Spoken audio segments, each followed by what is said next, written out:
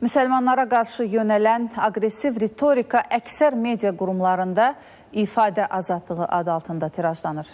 Bir tərəflilik adı altında bu toplumların fundamental insan hüquqları məhdudlaşdırılır. Əfsuslar olsun ki, bugün qərb cəmiyyətlərindəki islamofobiya qütbləşməni dərinləşdirir.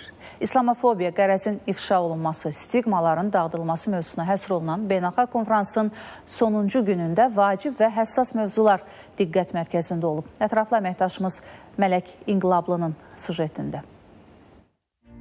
Bugün hər kəs bir məsələdə həmfikirdir. Dünyamızda islamofobiya deyə bir reallıq mövcuddur. Bəs İslama qarşı bu qərəzli yanaşmanın formalaşmasının başlıca səbəbi nədir? Müasir media və sosial şəbəkələr bu məsələdə hansı yerdə dayanır?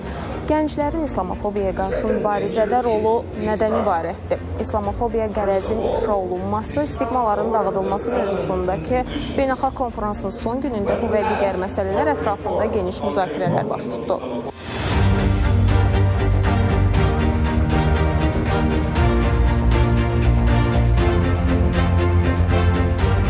Yaxın keçmişə qədər islamofobiya müsəlmanlara qarşı açıq-aşkar düşmənçilik edən sağçı radikal partiyalara məxsus xüsusiyyət idi. Bugün isə bu dərin bir dəyişikliyə məruz qalaraq əvvəllər nifrət dolu ritorikanın təsirinə düşməyən sahələrə də sirayət edib. Konferans çərçivəsində keçirilən paneldə qeyd edildi ki, artıq islamofobiya geniş auditoriyaya malik media vasitələri tərəfindən də yayılır. İfadə azadlığı adı altında müsəlmanlara qarşı düşmən ritorikaya yer verilir. Bizim qarşımızda islamofobiya ilə bağlı iki məsələ var. Birincisi, insanların İslamla bağlı məlumatsızlığının olmasıdır. İnsanların çoxu İslamın nə olduğunu, onun mesajının nə mənaya gəlməsindən bir xəbərdir.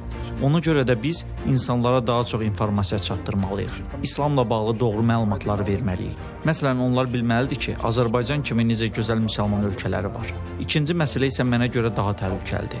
İslamın nə olduğunu bilib, ondan bədnam siyasi hədəfləri üçün istifadə edənlərdir. Bəli, onlar bilirlər ki, İslamla bağlı yaydıqları səhvdir. Amma bu onlar üçün parlamentdə yer qazanmaq və ya seçkilərdə səs qazanmaq üçün bir vasitədir. Dünyanın çeşitli yerlerinde, özellikle Batı'da İslamofobi, Müslüman karşıtlığı, Müslümanlara karşı nefret bir yükselişte. Bu aslında Müslümanlara yöneltilen haksız bir durum, haksız bir tutum. Bununla mücadele etmek aslında hem o toplumlardaki toplum iç barışı açısından, o toplumlardaki demokrasi açısından ve insan hakları, temel insan hakları ve hürriyetlerinin yaşanması ve yerleştirilmesi bakımından önemli.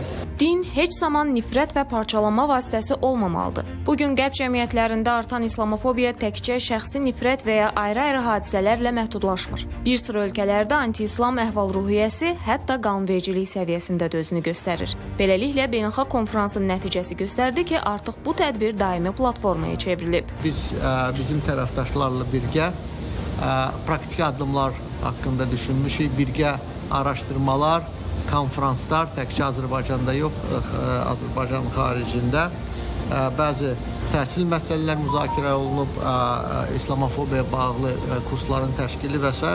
Yəni bu üç konkret nəticəni biz əldə etmişik. Konferans kimi başlayan bu təşəbbüs, bu hərəkat artıq strukturlaşmağa doğru gedir. Özünün himayəçilər şurası formalaşır. Xüsusi həm gənclər, həm qadın hüquqları, həm media məsələləri, həm hüquqi aspektləri, həm siyasi aspektləri, beynəlxalq təşkilatların islamofobiyanı seçkiliyin xüsusi bir növü kimi etiraf etməsi kimi məsələlər ciddi müzakirə olunur, təkliflər hazırlanır, sənədlər hazırlanır. Bununla da islamofobiya qərəzin ifşa olunması və stigmaların dağıdılması mövzusunda keçirilən beynəlxalq konferans öz işinə yekun vurdu. Sonda birgə kommunikə qəbul edildi. Mələk İnqilablı, Şəhriyyə Rəhmətli, Samir Gülməmmədov, ATV Xəbər.